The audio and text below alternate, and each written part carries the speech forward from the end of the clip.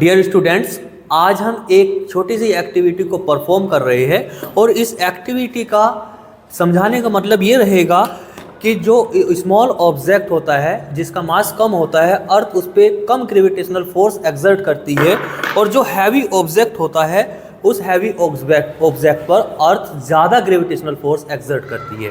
इसे कंफर्म करने के लिए हमारे पास एक स्प्रिंग बैलेंस है।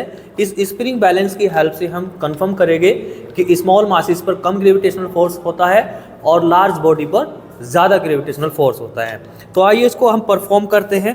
सबसे पहले मैं इसमें एक स्मॉल ऑब्जेक्ट लेता हूँ। मेरे पास ये चाबी है, इसका मास बहुत कम होगा और मैं देखता हूँ कि यहाँ पर कितना फोर्स लगाएगी, अर्थ कितना फोर्स लगाएगी, उसको मैं मेज़र करूँगा अपने स्प्रिंग बैलेंस से।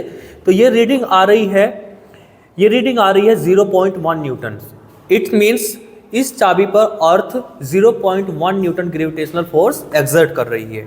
अब मैं दूसरा ऑब्जेक्ट लेता हूँ जिसका मास ज़्यादा है।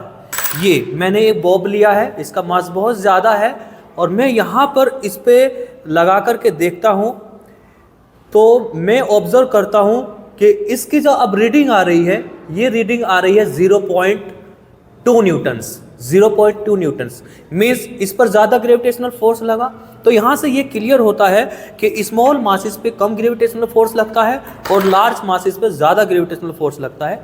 इसको हम इससे भी कर सकते हैं। ये बहुत ज़्यादा मास हो जाएगा इसका, ये अप्रोक्सीमेट 100 ग्राम्स का है। तो मैं यहाँ पर इसको स्प्रिंग बैलेंस में फिट करता हूँ तो मैं ऑब्जर्व करता हूँ कि अब इस पर ग्रेविटेशनल फोर्स 1 न्यूटन्स लग रहा है। क्यों लग रहा है? क्योंकि इसका मासेस ज़्यादा था।